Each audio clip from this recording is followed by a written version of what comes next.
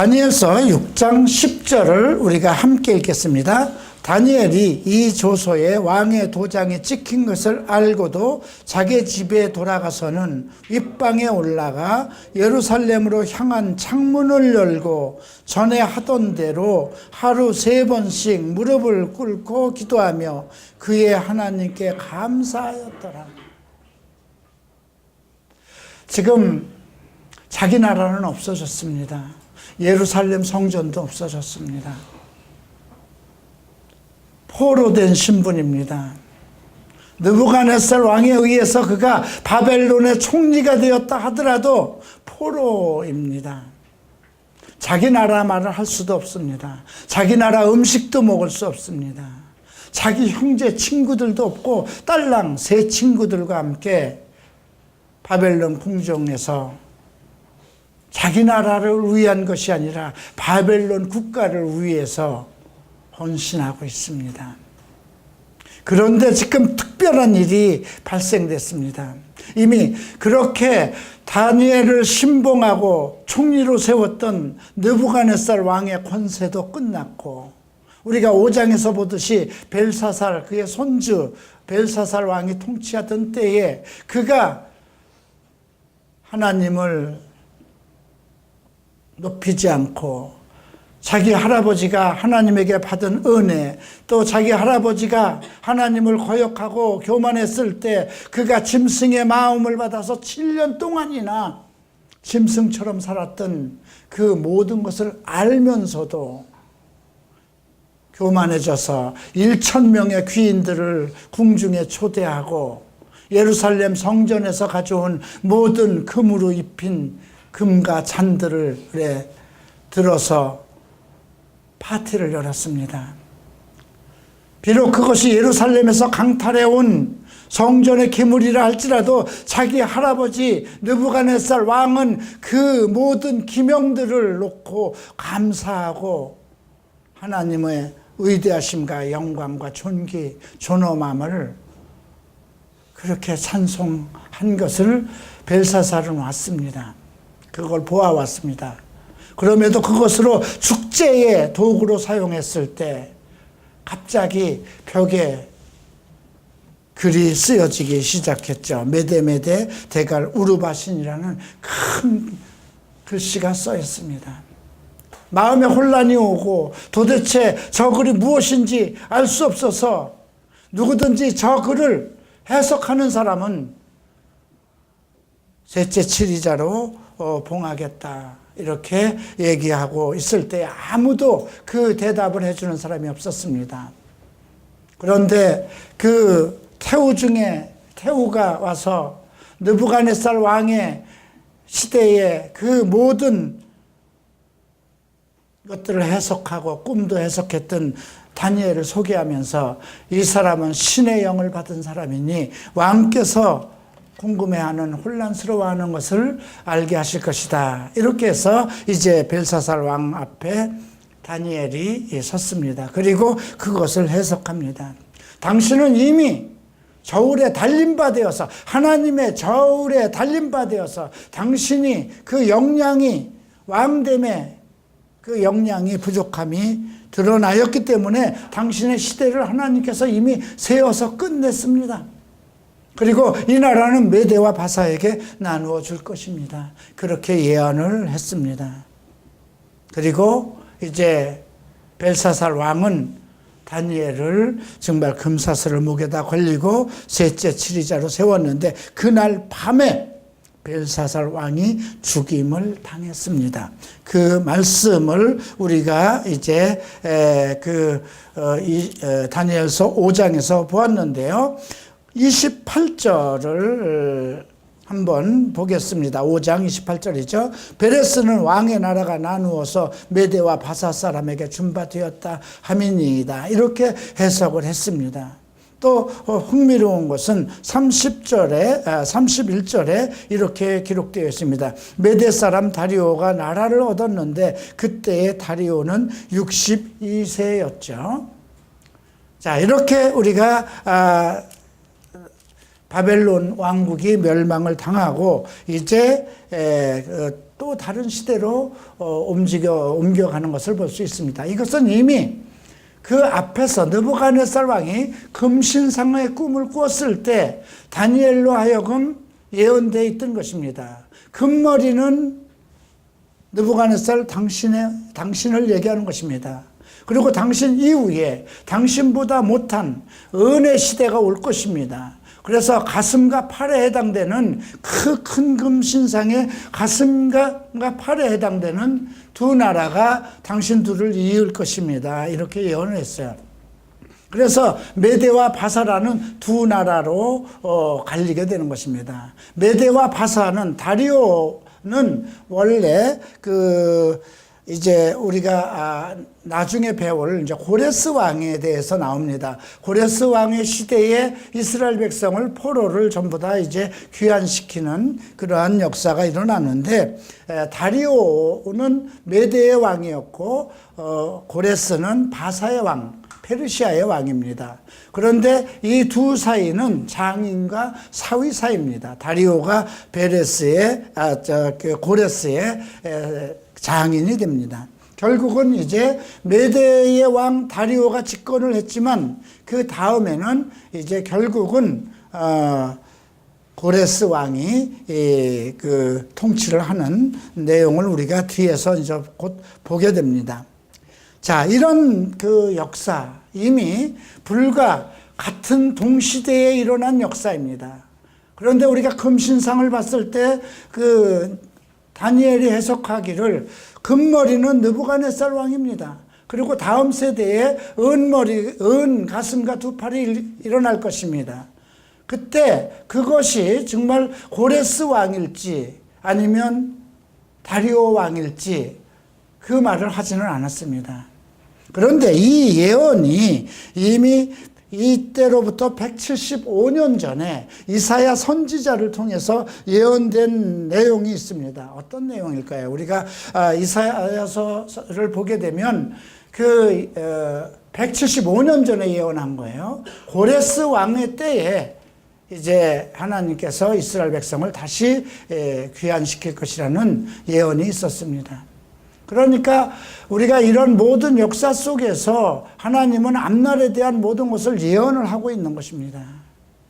자, 그런데 지금 문제는 오늘날 우리는 어느 시대에 와 있는가, 이것을 생각해 봐야죠. 이제 메대와 바사라는 나라가, 즉 가슴과 두 팔에 해당되는 나라가 지금 6장에서 전개되고 있는데, 그 다음의 세대는 동으로 만든 배의 나라가 됩니다. 그건 바로 이제 알렉산더 제왕이 세워서 그리스의 국가, 즉 헬라 시대를 열어가는 것이죠. 그 다음에 이제 철로 된 두 다리가 나오는, 넓적 다리가 나오는데 그 시대는 로마 시대입니다. 그래서 예수님 시대에 이미 로마 시대가 있었죠. 그리고 마지막에 10발가락의 시대, 흙과 철이 뭉쳐서 된 10발가락 시대가 이제 언급되어 있습니다. 지금 우리는 그 시대에 살고 있다고 봐야 됩니다. 그리고 사람의 손으로 뜨지 않은 큰 돌이 날라와서 그 10발가락을 치니 금신상이 산산조각이 났다고 그랬습니다. 그러니까 결국은 이 10발가락 시대에, 지금의 시대에 사람의 손으로 하지 않은 큰 돌, 바로 예수 그리스도입니다. 우리가 지금 이 시대에 와 있다는 거예요. 지금 우리는 그 다니엘을 통해서 세계사를 공부하고 있어요. 그러나 이건 성경 역사이고 하나님의 살아계신 말씀입니다. 이것을 보고 우리는 지금 앞으로 내가 지금 이 시대에 아니면 곧 일어날 일들에 대해서 어떻게 생각해야 될 것인가? 1장부터 6장까지는 이방 속에 나타난 이스라엘의 역사, 그러니까 하나님의 이방을 통해서 역사하시는 하나님의 섭리를 언급하고 있습니다. 이제 7장부터 12장은 그 시대에 아무도 생각하지 못했던 예수 그리스도의 왕국에 대한 것을 언급하고 있습니다. 우리는 이미 예수 그리스도의 왕국의 시대에 살고 있습니다. 이미 예수님이 오셔서 이 땅에 하나님의 나라를 세웠습니다. 우리는 아직은 믿음 안에 있습니다. 그 믿음 안에서 이제 그리스도께서 오시는 날까지 살아가야 될, 우리가 죽든지 살든지 부활이라는 걸 통해서 반드시 예수 그리스도 앞으로 그 나라로 들어가야 되는 것입니다. 그런데 지금 이미 금신상의 마지막 시대인 열발가락 시대가 이미 도래하고 있다는 것입니다. 이미 와 있다는 것입니다. 우리는 이미 그 시대에 살고 있습니다. 근데 언젠가 사람의 손으로 하지 않는 뜨인 돌이 열발가락을 치면 우상은 사라지고 이 땅에는 하나님의 나라가 펼쳐집니다. 그래서 우리는 그 내용을 우선 그림자처럼 다음 주부터 7장부터 12장까지의 내용을 통해서 그리스도의 왕국이 어떤 형태로 임할 것인가를 공부하게 되고, 그 다음에 계시록을 통해서 조금 더 자세하게 이제 이 땅에 임할, 그리고 그리스도의 왕국이 세워지기까지 그 안에 어떤 일이 펼쳐질 것인가, 그리고 우리 믿는 자들은 어떤 상황에 처해야 될 것인가, 어떻게 우리는 대처해야 될 것인가, 그런 문제가 언급되고 있습니다. 우리가 다니엘서를 통해서 꼭 알아야 될 것은, 다니엘은 하나님의 말씀으로, 살아계신 말씀으로 우리가 살아갈 시대 앞으로 이 천국이 오기 전에, 예수님이 오시기까지의 그 왕국이 오기까지의 세계사를 언급하고 있습니다. 동시에 무엇을 얘기하고 있냐면, 그 어려운 이제 누구도 그 믿음을 온전히 지키지 못할 이방의 시대로 돌입되어 있는 상황 속에서 우리가 어떻게 온전히 믿음을 지킬 것인가, 그래서 그리스도의 날까지 우리가 들어갈 수 있을 것인가, 살아남을 수 있을 것인가를 우리에게 전달하고 있습니다. 이방 시대라는 것은 지금 느부갓네살 왕이 세운 바벨론 왕국은 이스라엘 백성들을 모두 포로로 잡아갔습니다. 이건 세상이 사탄이 지배한다는 것을 언급하는 것입니다. 우리는 지금 이 세상을 사탄이 지배하는 세상 속에서 살고 있습니다. 교회라는 그 믿음 안에서 살아가고 있지만 이 세상 전체는 사탄이 지배하고 있습니다. 이 상황 속에서 어떻게 우리가 그 세상이 주는 압박과 정치적인 세력과 여러 가지 압력 속에서 우리가 어떻게 온전한 믿음을 지킬 수 있는 것인가, 이 부분을 다니엘서에서 배우는 것입니다. 1장에는 어떤 상황이 왔는가요? 1장에서는 이제 네가 이스라엘 백성이지만, 하나님의 백성이지만 이 세상 속에서 세상의 문화를 지키지 않고 살아갈 수 있는가? 세상에는 여러 가지 문화가 있습니다. 음식의 풍속의 문화가 있고, 옷을 입는 법도 있고, 여러 가지 법이 많습니다. 그래서 이제 다니엘과 그 세 사람이 궁중의 어떤 왕의 어떤 그 박사가 되기 위해서 교육을 받는 동안에 반드시 그 왕이 내린 음식을 먹어야만 되는 것입니다. 그런데 그것은 전부 다 이스라엘 율법에 어긋나는 것입니다. 성경은 먹지 말라고 하는 것이었습니다. 그랬을 때 그들은 어느 것을 선택할 것인가? 맛있는 정말 진수성찬을 택할 것인가? 아니면 나는 모래밥을 먹더라도, 어떤 상황이 있더라도, 내가 죽임을 당하는 한이 있더라도 하나님의 말씀대로 살 것인가? 그것을 선택했습니다. 두 번째 시험은 무엇일까요? 어떤 상황 속에서 죽어야 되는 상황이 왔어요. 어떤 문제를 풀지 못하면 살아가지 못하는 시대가 왔어요. 우리 일생도 마찬가지입니다. 사업이 망하게 될 때가 있습니다. 자식이 어떤 문제로 다 정말 인생이 망할 지경이 되어 있습니다. 한 사람이 인생을 살아가는 동안 누구든지 겪어야 할 산이 있습니다. 넘어야 할 산이 있고 건너야 할 바다가 있습니다. 그때 누구의 지혜를 구할 것이냐, 세상의 지혜를 구할 것이냐, 오직 하나님의 지혜를 구할 것이냐. 다니엘은 느부갓네살 왕의 꿈, 오직 사람 그 누구도 맞출 수 없는 것을 하나님의 지혜를 얻어서 그 문제를 해결했습니다. 3장에는 금신상의 절을 안 하면, 느부갓네살 왕이 세운 금신상의 절을 안 하면 불에다 던지는 것입니다.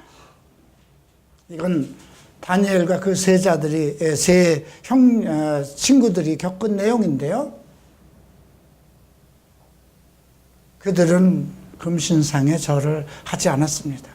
누구든지 금신상에 그 나팔 소리가 들리면 모두 다 엎드려서 절을 해야 되는데 이 세 사람은 절을 하지 않았습니다.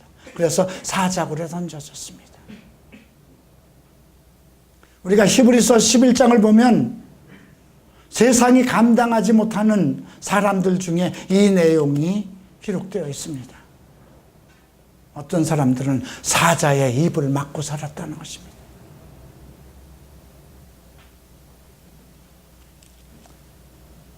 그것은 우리에게 무엇을 언급하고 있는 거예요? 여러분들이 다니는 직장이 있을 수 있습니다. 여러분들의 다니는 직장은 여러분들의 사장, 회장이 지배자이죠. 그가 원하는 것을 따를 것인가? 여러분들 가끔 청년들이 물어봅니다. 우리 회사에는 회식이 많은데 참석해야 될 거예요? 말아야 될 거예요? 네. 참석을 안 하면, 참석을 하면 술을 먹게 돼야 되는데 이제 그런 문제가 돼도 되죠. 대학교도 마찬가지예요. 그죠? 그러면 오리엔테이션에 가면 전부 다 놀러 가고 축제에 나갑니다. 내가 여기서 술을 먹어야 될 것인가 말아야 될 것인가 이런 문제를 결단할 시기가 옵니다. 지금 이것이 우리 시대에 있는 얘기입니다.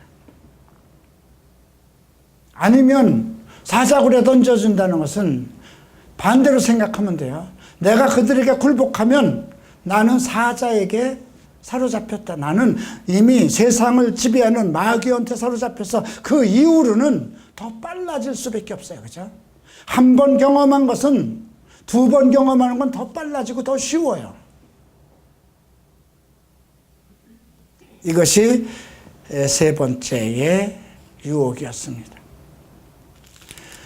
이제 네 번째 나타난 것은 내가 나의 믿음의 신념입니다. 하나님께서 나를 높였을 때, 최고의 위치까지 나를 높였을 때 내가 내 마음과 신념을 어디에다 두느냐의 문제입니다. 느부갓네살 왕은 교만해져서 야 이거 모두 내 노력과 내 능력으로 한 거 아니냐. 하나님은 그를 짐승의 마음을 줘서 7년 동안 폐인이 되게 하셨던 내용이 기록되어 있습니다. 우리가 열심히 하나님 앞에 충성하고 헌신하면 반드시 축복하십니다. 우리 교회도 지금은 아직은 만들어져가는 형태지만 우리가 여러분들이 함께 하나님께 충성하고 정말 온전히 기도하며 바른 길로 가면 이 교회도 하나님의 축복을 받을 것입니다. 만약에 이 교회가 가득 차고 1층이 차고 2층이 차고 우리가 건물을 또 가질 수밖에 없는 그 상황이 되었을 때 우리와 목사나 여러분들이 교만해진다면 하나님은 우리를 또 다시 버리실 것입니다. 5장에서는 무엇이었을까요? 5장에서 주는 메시지도 마찬가지입니다. 한번 타락하면 타락하는 길은 너무 빨라집니다. 더군다나 하나님의 것을 가지고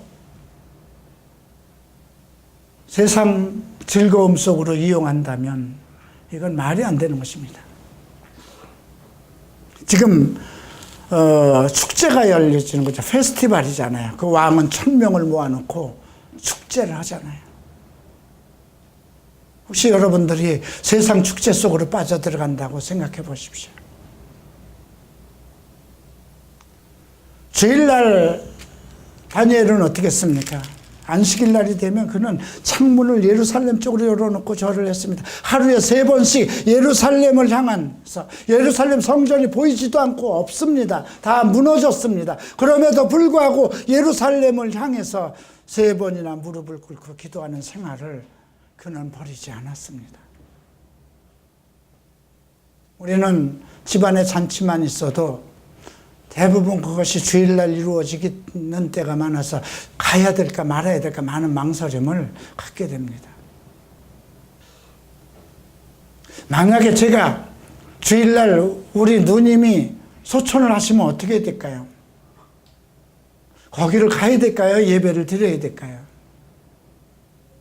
그것보다 더 위험한 일이 있어도 어떻게 해야 될까요? 이것은 우리의 믿음의 선택의 문제입니다. 내가 어떻게 할 것인가? 그 사람의 믿음의 신념의 문제입니다. 나의 예루살렘이 어디인가를 생각한다면 그 모든 복이 나의 예루살렘을 통해서 하나님이 나를 축복하신다는 그 신념을 가지면 우리가 어디에 있든지 교회를 떠나서 살지 못하는 것입니다. 그리고 오늘 아주 중요한 것입니다. 이건 정치적인 상황입니다. 어떤 정치적인 상황이었을까요? 이제 다리오 왕이 집권하면서 나라를 120도로 나누었습니다. 너무 나라가 커서 방대하기 때문에. 그리고 자기와 함께 그 바벨론 왕국을 멸망시키고 이제 이 메대 국가를 설립한 그 공신들에게 이제 각 지방들을 방백들로 나누어 줬겠죠.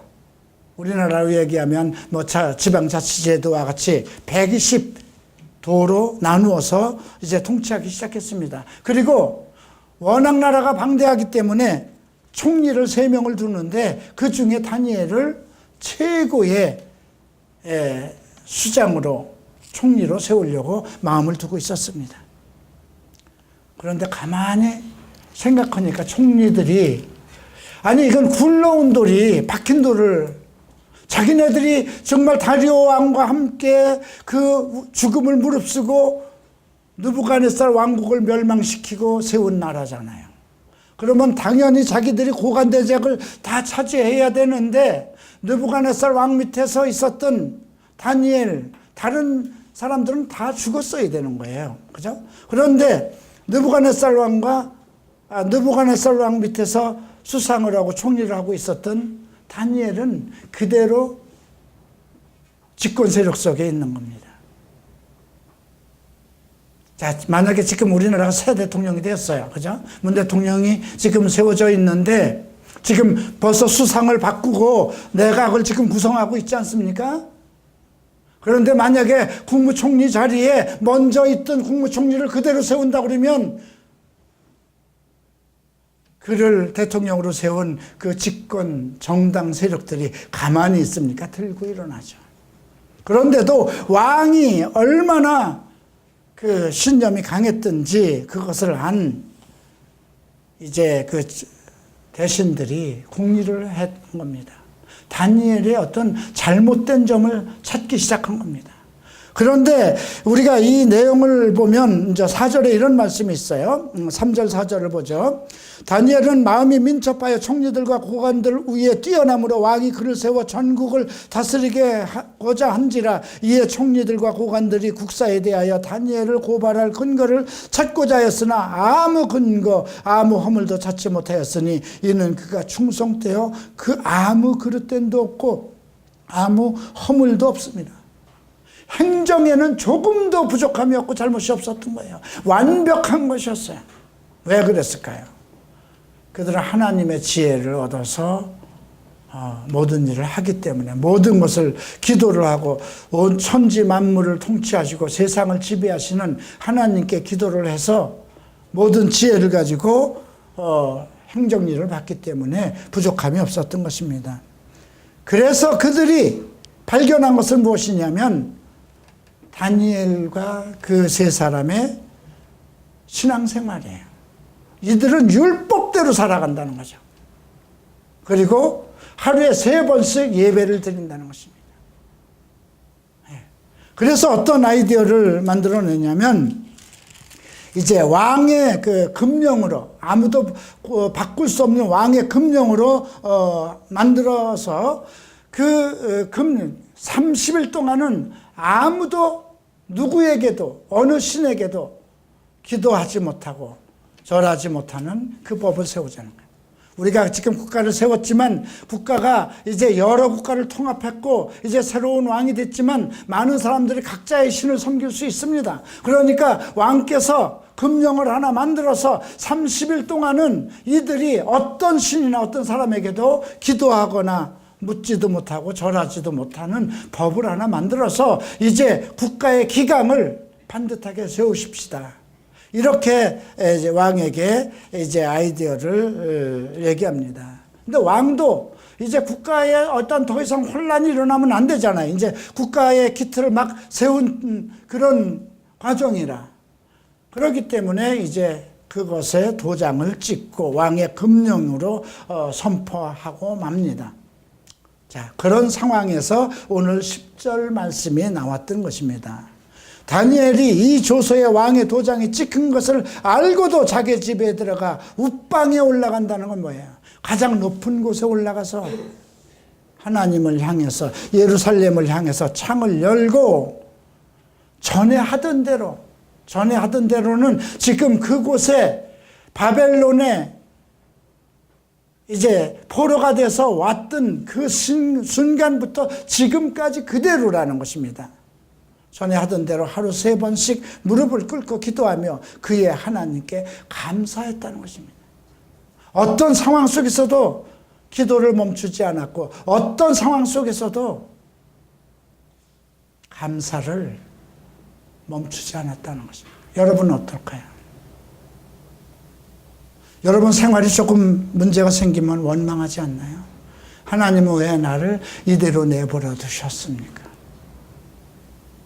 하나님은 나를 이런 환경 속에 이런 곳에 왜 나를 내버려 두셨을까요?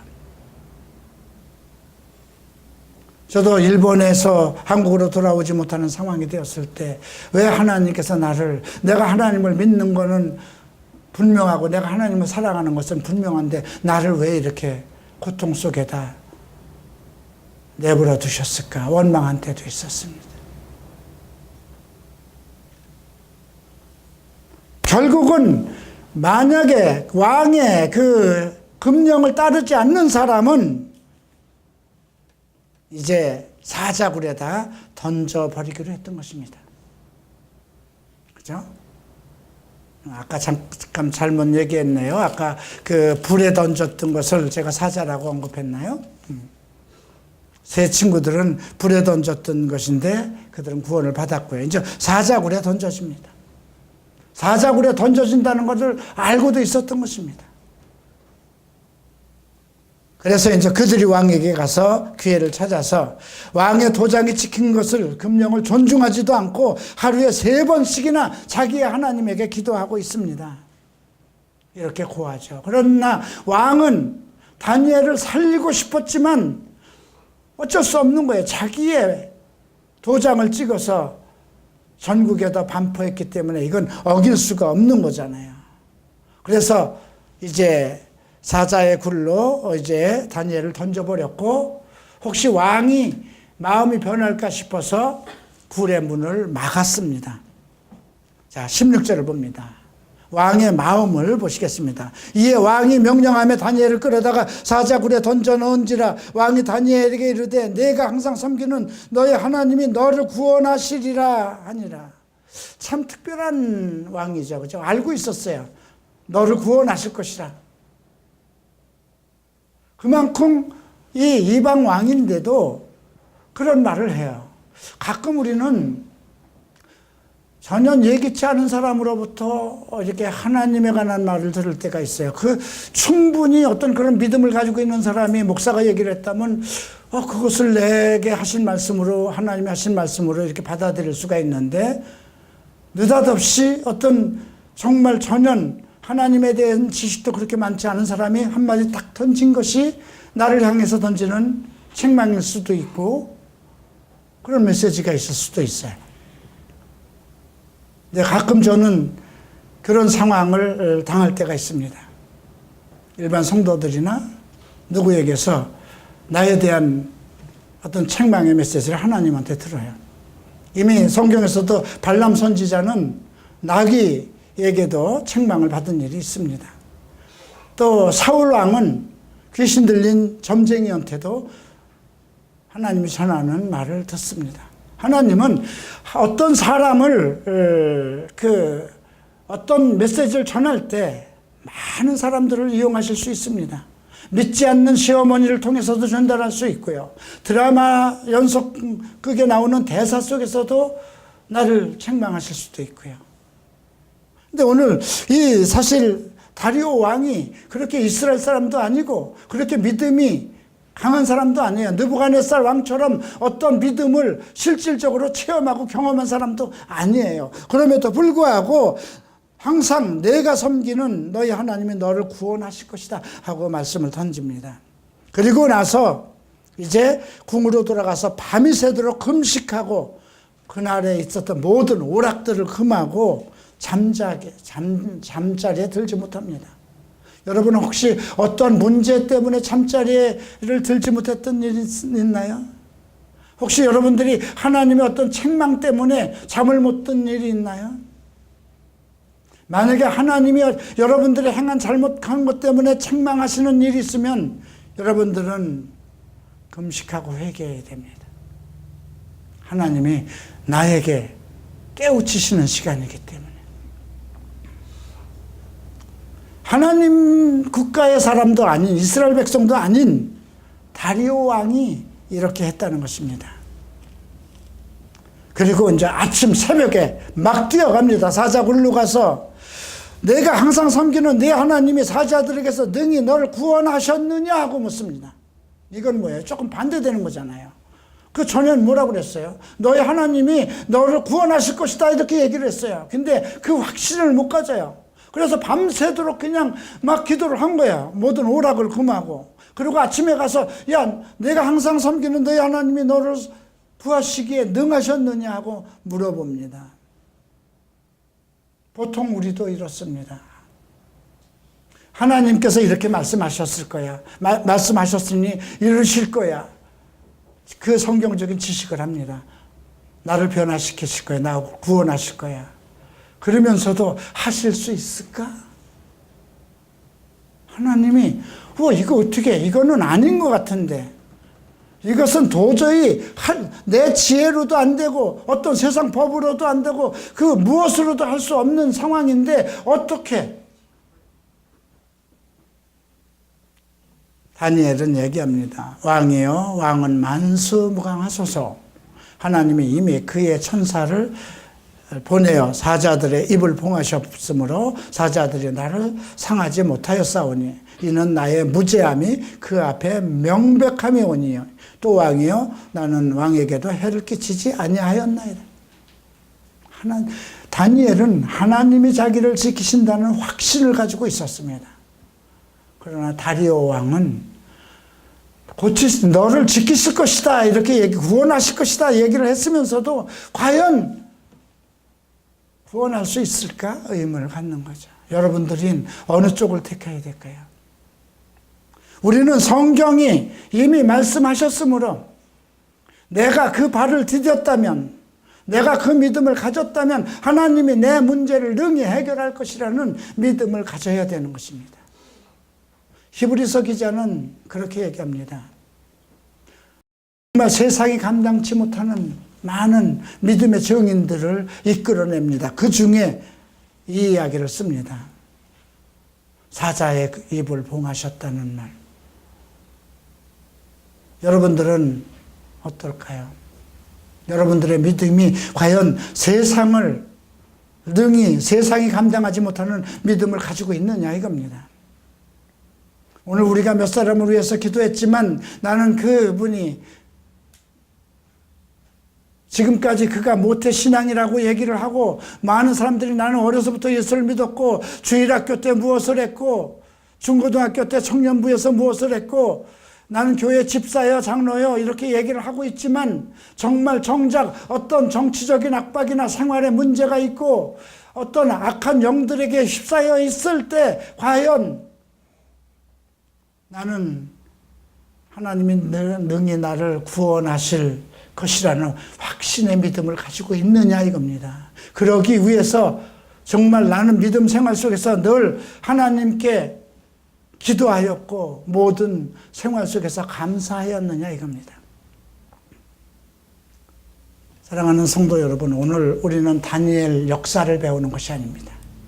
오늘 우리가 이 환난의 시대, 이 고통의 속에, 이 유혹의 시대에서 이제 곧 오실 예수 그리스도의 시대, 사탄은 점점 정치적으로 경제적으로 우리를 압박하고 믿는 사람들을 공격하고 우리를 우리를 모함하고 우리로 하여금 육신적인 성적인 문제에 빠지게 하고 재물에 귀를 기울이고 재물 속으로 들어가려고 하는 이 정말 위기의 시대에 내가 어떻게 온전한 믿음을 지키고 주님을 만날 것인가, 천국까지 갈 것인가를 알려주는 것입니다. 우리는 이 기록을 내가 다니엘처럼 할 수 있을까? 이것이 지금 우리에게 던지는 메시지가 아니라 다니엘처럼 해야 되겠다. 그것도 아닙니다. 이미 우리는 예수께서 이루어 놓으신 모든 것을 이루어 놓으신 상황 속에서 살아가고 있기 때문에 우리는 다니엘보다도 더 굳은 온전한 확신 있는 믿음을 받은 사람들이라는 것입니다. 주께서 다 나도 하지 못하고 아무도 할 수 없고 그 모든 것을 주님께서 다 이루어셨다는 것입니다. 그럼에도 불구하고 내가 세상에 넘어진다면 그것은 나의 잘못이라는 것이죠. 기도하겠습니다.